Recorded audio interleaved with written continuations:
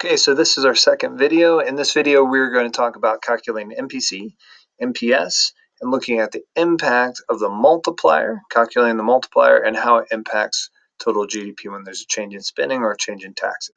So this is going to be a relatively large one. This is more equation-heavy stuff. So hopefully this is helpful for you. So the first thing you definitely have to do is be able to calculate MPC and MPS. There are two ways to do this, right? First, you can do it by following the equations, right? So the equation is always change in consumption over change in income, marginal propensity to consume. So marginal additional likelihood that you're going to consume. So $100 comes in, how much of that are you going to spend? That's consumption. How much are you going to save? That's marginal propensity to save. So it's a percentage, and we can always show it in decimal form. All right, so if I have $100 come in, and so let me get my little marker here. I have $100 come in, so my change in income is $100, and I spend 80 of those dollars. What's my MPC? My MPC is 0.2, right? 80 over 100. So it's change. Make sure that you highlight this change part. It's very, very easy to get this wrong if you simply look at, like, for instance, down here, I've got savings, I've got income.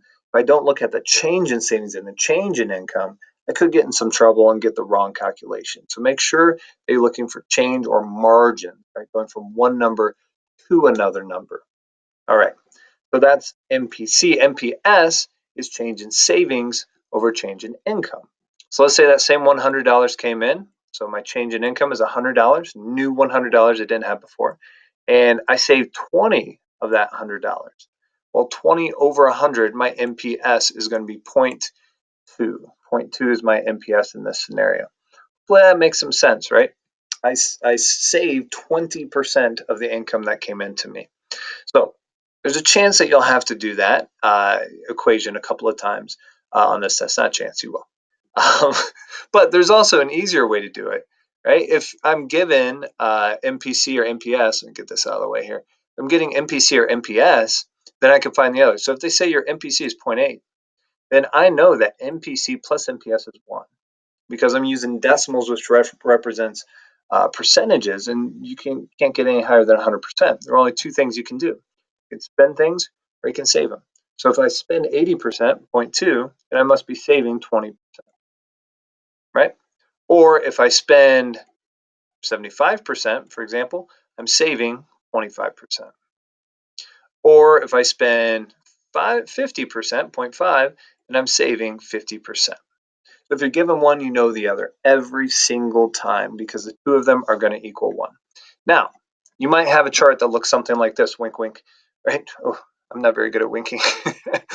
And you'll have to find saving MPC or MPS, and you might even have to take that and find the multiplier, right? But notice here, this does not say change in disposable income. This does not say change in savings. If it said change in disposable income, then I can just take this number at face value. And if this said change in savings, I take this number at face value. I take 10 divided by 100. I take 20 divided by 150. If this said change, but it doesn't. Instead, it just says disposable income over time and savings over time. So I can find change by looking at from 1 year to the next. So I went from 0 to 50. So my change in disposable income is 50. Actually, this is MP or savings, so 50. Right, so my change right here, 50. I jump over to savings. I went from -10, or this savings we'll talk about in a little bit, -10 to 0. So my change in savings is not 0, but 10. I went from 10 in debt to not own anybody anything, right? 0. So it's 10. And if I go down through this, it'll continue that way. That's 50, that's 10, that's 50, that's 10, right? Because it's a propensity. No matter how much more income is coming in, I'm still saving the same percentage because that's the likelihood of what I'm going to save, right? So I have 10 over 50 or 0.2. 10 over 50 is 0.2. That's my MPS. Now I might be asked to find MPC and not MPS. Well, if I'm finding MPC, I can do this a couple of ways, right? I can look at my change in consumption over my change in disposable income, right? If I was given, I know $100, I saved 10 of those, that means I spent 90. If I had 150, I saved 20 of that, means I spent 130. Could do a whole nother column here, look at the changes, all that stuff. Or I simply remember that MPC plus MPS equals 1. So that's 0.2, so MPC must be 0.8. Okay, so try not to get thrown for a loop on this one. If you see a chart like this, you can do it. Just make sure that you're doing change, right? Emphasis on change. A change will do you good. All right. Now, normally finding MPC and MPS is going to be pretty easy because it's not the objective of the question. The objective of the question is to calculate the multiplier and to calculate the impact on GDP when you have a change in government spending or taxes or any other spending. Okay. All right. Let's keep rolling. Next up is calculating the multiplier. So you found your MPC, you found your MPS. Now you need to find your multiplier. So we start with our spending multiplier, and our spending multiplier is always 1 over MPS. And that could be very useful to you, right? If you have a calculator, you can just 1 divided by 0.5 or 1 divided by 0.1 or 1 divided by 0.28. And you can find your multiplier. And what this does is it represents the chain income effect. The idea that every dollar spent is a dollar earned by somebody else, right? And so when I put $100 into the economy, for example, and MPC is 0.8, then $80 of that are going to actually be spent, and that becomes income to somebody else. So they now have $80. They're going to spend 80% of that $80 and save the other 20. And then that becomes somebody else's income, and on and on and on it goes. Money isn't just spent once; it's spent a multiplied amount of times when it goes into our economy because of that cyclical effect that we have, right? That's the multiplied effect. So when $100 goes in, it doesn't just have $100 of impact, it has much more because of the chain income effect. So that's all built into this simple little equation here, which is nice. Now you can memorize this and you can plug your numbers in. Or what I think is much more efficient is just know this chart. If MPS is 0.5, my multiplier is 2. If MPS is 0.1, my multiplier is 10, 0.25, 0.254. That's simple, right? And if I give you the MPCs instead, you can still find your MPS and find your multiplier. So if my MPC is 0.75, well, I know MPC plus MPS equals 1. So 0.75 plus blank equals 1 is going to be 0.25. My multiplier is going to be 4. Okay, so I think that's easier to memorize this chart because you're never going to see one, I promise you, you're never going to see one that doesn't show up on this simple little chart here, right? So if you know those, it'll save you a ton of time, not a ton of time, a little bit of time, and you can get going on the rest of the equations. All right, we have an increase in government spending of $100. We have an MPC of 0.8. We need to find our multiplier first, and then we're going to plug it into this simple equation. The idea is any change in spending is going to have that multiplied effect. So we simply multiply that change in spending by the multiplier, and that'll give us our total change in GDP, our desired change in GDP. That's simple. So if MPC is 0.8, then what is MPS? 0.2, right? And then if MPS is 0.2, what's my multiplier? 5. It's right there on the chart. You won't be given this chart, but you memorize it, so it's right there. So I know my multiplier is 5. So I come over here, I plug my multiplier in, it's 5. My change in spending was an increase in government spending of $100. That's expansionary fiscal policy. I'm expanding my economy by injecting $100 billion more dollars into it to try and get out of a recession. That's what's going on here. Discretionary fiscal policy, expansionary, trying to expand the economy. We have 100 times 5. What's the total impact going to be on GDP? It's going to be $500 billion. So $100 billion of increased spending has a multiplied impact of 5, or in other words, that money is going to be spent 5 times, and our total change in GDP is going to be 500. That's one way that you could see it, and that's for any spending. If they put investment in here or put net exports have gone up by $10 billion and they give you the MPC and MPS, you can do that same thing for any change in spending. Right? It says initial change in spending. All that matters is that it's changing. Okay, let's try the next one. This one's a little different, and you can see this as well. You're given a gap, and you have to close the gap with discretionary fiscal policy. So either expansionary or contractionary. So it says close an inflationary gap of $400 billion. Inflationary means that the gas pedal is on. We're going too fast. So I have to hit the brakes. It's contractionary fiscal policy, pulling back our economy. So how do I do that with government spending?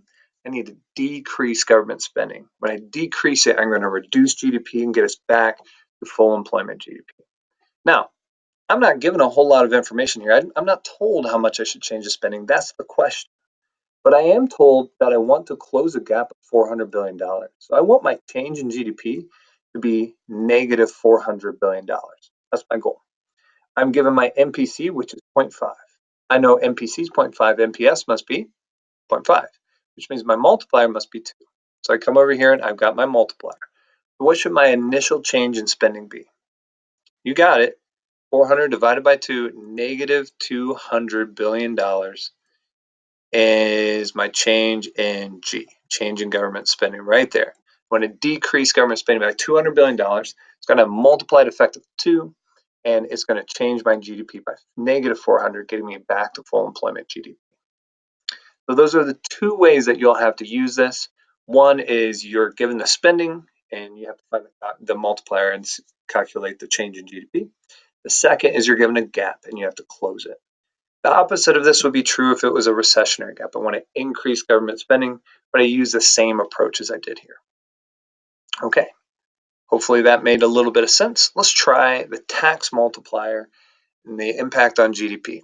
Very similar to our spending multiplier, except taxes don't have as much of a multiplied impact.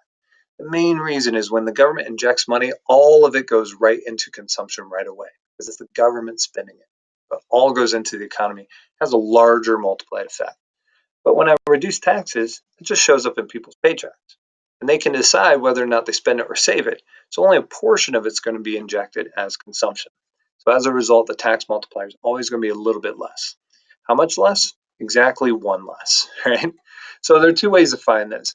If I'm given my MPC, I can find MPC over MPS. So if MPC was 0.8, then I know my MPS is 0.2, and I know that my tax multiplier is going to be 4. 0.8 over 2 is 4. Okay, so you can do it that way, and that's not that difficult to do. Or you can save a little bit of time. Oops, I don't know what that is. You can save a little bit of time by remembering that it's simply 1 less than our spending multiplier. So if my spending multiplier is 5, then my tax multiplier is -1 is 4. My spending multiplier is 10, my tax multiplier is 9. My spending multiplier is 8, my tax multiplier is 7. Every single time, right? It really is that simple. Okay, so let's try to close some gaps here and look at what the impact is going to be when we have a change in taxes. So first I have an increase in taxes of $400. So an increase in taxes are going to be expansionary or contractionary? Going to be contractionary. When I increase taxes, people have less money to spend. Their disposable income goes down. And as a result, it's going to contract our economy. It's going to hit the brakes and pull down our GDP. So let's take a look. So we know our decrease in taxes is 400. Or our increase in taxes is 400. Right? I know that's negative because I increase my taxes. It's going to have a negative change in spending. My tax multiplier is, well, I have to calculate. I'm given MPC is 0.75. I memorize that MPS must be the rest of that, so it's 0.25. And I know 1 over MPS, or 1 over 0.25, is 4. So I've got 4 right here. What's my impact going to be on GDP? It's going to be negative $1,600 billion. Right? Negative 1,600. See how I did that? I just plug the numbers in one step at a time. I know it's negative because I identified that this increase in taxes is actually going to contract my economy. Okay, so that's one way you can do it. You're given the change, and then you find how much of an impact that's going to have. The other way that you can do this is a little simpler. I'm given the actual gap, and then I have to find out how much I should change taxes or close that gap. So in this one, I have a gap of $100 billion. It's recessionary. $100 billion. So what do I want to happen to GDP? I want to increase GDP by $100 billion. I'm in a recession. I need to grow GDP, get back to full employment. I'm under where I want to be. I have an MPS of 0.2, which means that my multiplier is 5, which means my tax multiplier is going to be 4. 5 minus 1 is 4. Or 0.8 over 0.2, 0.8 over 0.2, like we just did, is 4. Either way. Okay, so I know that. My initial change in taxes is what I have to find. 4 divided by, or 100 divided by 4 is how I solve this, is going to be 25. Now, do I increase or decrease taxes in order to make that happen? My change in taxes is going to be a decrease.